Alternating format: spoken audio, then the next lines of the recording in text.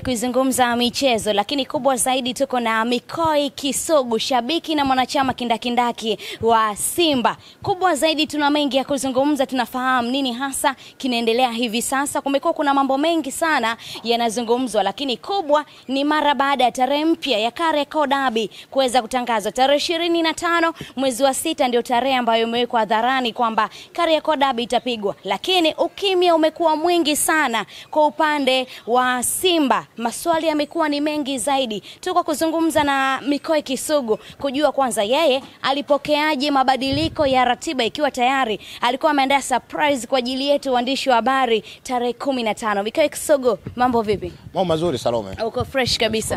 Nimefurahi kukuona sana. Mimi nimefurahi pia kuona mapema ofisini kwangu. Kubwa zaidi tuna mengi ya kuzungumza. Kwanza mara ya mwisho tulizungumza ukasema tujiandae tarehe 15 una surprise yetu. Surprise imeharibika, Mikoi Kisugu hajaweza kufanikiwa. Nilikuwa nilivyozungumza kwamba sisi mara ya kwanza kwa mujibu wa taratibu wa ratiba ya bodi ya ligi ilikuwa inaonyesha mechi yetu kucheza tarehe 15 dhidi ya Dar es Salaam Africans. Na ndio maana nilikuwa nikiongea na waandishi na wahimiza waje, kwa sababu nilipanga kufanya surprise katika hiyo tarehe 15, lakini kwa bahati mbaya bodi ya ligi ambao wao walitoa ratiba kuona namna ambavyo tunakwenda kucheza tarehe 15 ndio wale ambao walikuja kuahirisha mechi kuona namna ambavyo tunakwenda kucheza tarehe 25. Kwa hiyo surprise ilikufa pale, tunaangalia mengine. Umepokeaje kwanza mabadiliko ya hii ratiba, kwa sababu tuliona barua ya Simba rasmi kabla ya mabadiliko ya ratiba ilisema hawataitambua tarehe yoyote ya dabi isipokuwa tarehe 15 mwezi wa 6. Yes, tukipokea vizuri hususan wana michezo, kwa sababu tukiangalia kalenda ya namna ambavyo miezi miwili michezo jinsi ambavyo ilivyokuwa, tutakwenda kwenye tight sana, kwa sababu sisi tuliamini kwamba tarehe 15 tutakwenda kucheza.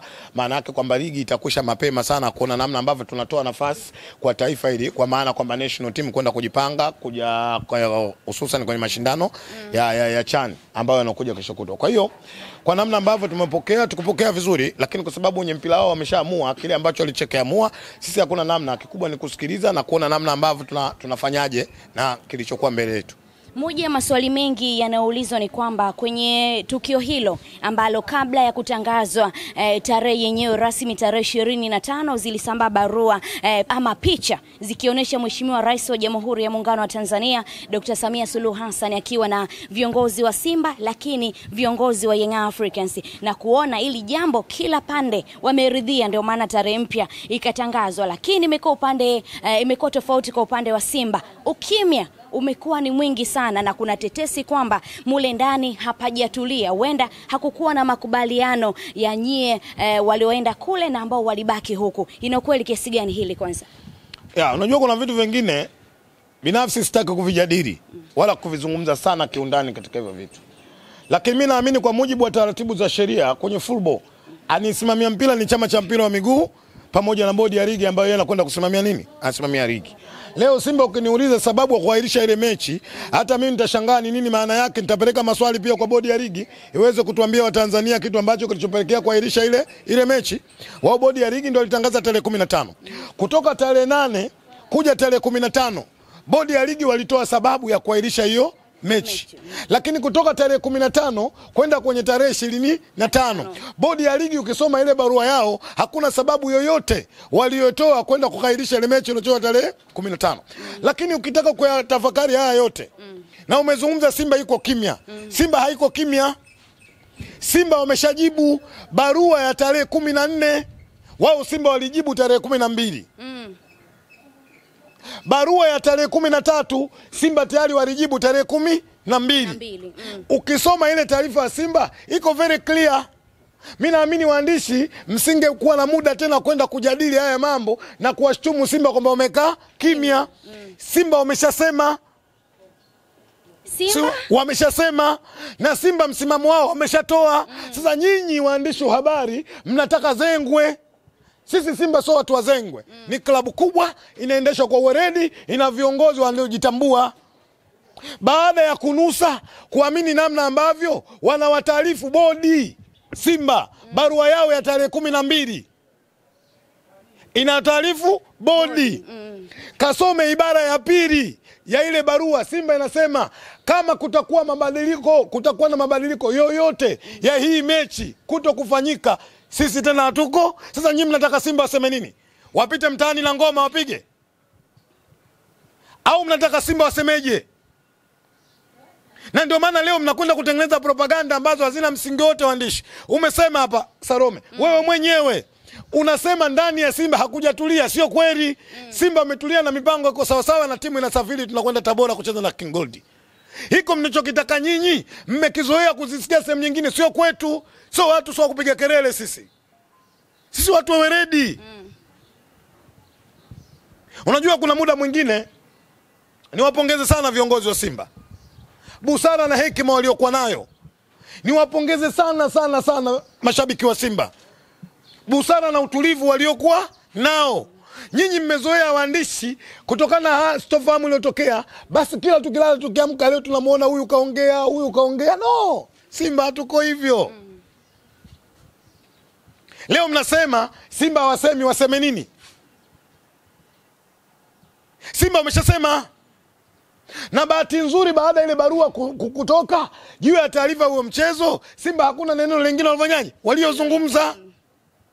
Alafu leo waandishi wa habari mnatengeneza propaganda, mnataka kuaminisha, kuwaondoa watu wenye mpira, wenye madaraka yao, tuseme kwamba wao sio wamefanyaje, sio wameamua. Mimi naamini walioahirisha dabi kutoka tarehe 15 kwenda 25 ni bodi ya ligi. Unaamini hivi? Naamini hicho. Kwa sababu moja, naamini wao ndio ni dhamana kwenye mpira. Na kama nyinyi hamuamini waandishi wa habari, mbele ya maiki tuambieni, kamera ziwaone, nani aliahirisha mechi? Bodi ya ligi wao wenyewe. Sasa sisi tunataka bodi ya ligi watuambie sababu ya kuahirisha mechi. Lakini kwa sababu hatutaki sababu, tulinusa harufu tunakokwenda, tukapiga barua tarehe 12 tumemaliza. Kwa uliyozungumza Mikoi Kisugu, inamaanisha kwamba sisi tusimame na barua ya tarehe 12. Yes. Barua tarehe 12 ya Simba. Hakuna tamko lingine lilotoka zaidi ya barua tarehe 12. Ili muamini kwamba ile barua ya Simba tungepiga na vigoma na sisi tukakate viuno, turuke mchaka mtaani. This is Simba. Ina viongozi wa redi, ina viongozi waliojitambua. Niwapongeze sana mashabiki wa Simba.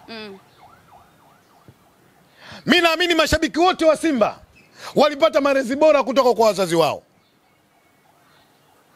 Kwa nini? Wamekuwa wasikivu, wamekuwa watulivu, busara ikiwaongoza, wakaendelea kuamini kile ambacho wanachokiamini. Na mashabiki wote wa Simba wanaishi kwenye barua yao tarehe 12, hawajapata taarifa nyingine kutoka kwa uongozi wao. Tuko kwenye barua tarehe 12. Hamchezi. Hatukusema hivyo. Msitutengenezee maneno. Twende vizuri Mikoi Kisugu. Barua inasema kwamba kama mechi ya dabi itakuwa tofauti na tarehe 15, hamtaitambua hiyo mechi nyingine. Mechi imepelekwa tarehe 25. Na kutokucheza ni vitu viwili tofauti. Lakini ni dabi. Sawa, hakuna aliyekataa. Sisi majibu tumeshatoa. Nyinyi mnataka tuwe majibu gani? Si hatuna majibu mengine zaidi ya barua watu wa Simba. Na mimi niwaambie waandishi wa habari, leo mtazunguka kwa wana Simba wote. Majibu ya watu wa Simba zijio ya hiyo mechi ni barua tarehe 12 imetujibia. Meza imepinduka. Kule walikuwa walianza hatuchezi na sasa hivi imehamia kwenu. Nani kasema tucheze? Sisi tumezungumza hiyo kauli. Mtaalamu tu mimi kiufundi wangu. Sisi tumezungumza hiyo kauli. Sisi hatujazungumza matendo. Tulichosema, unajua ngoja niwaambie waandishi wa habari, hii klabu ya Simba asili yake na ilipofikia ndio uasilia wake. Asili ya klabu ya Simba toka mwanzo, tumetoka kwenye weredi, tunaendelea kwenye weredi na tutasimama kwenye weredi. Hatutapita mtaani kuandika mabango. Hatutapita mtaani kuvaa mafurana.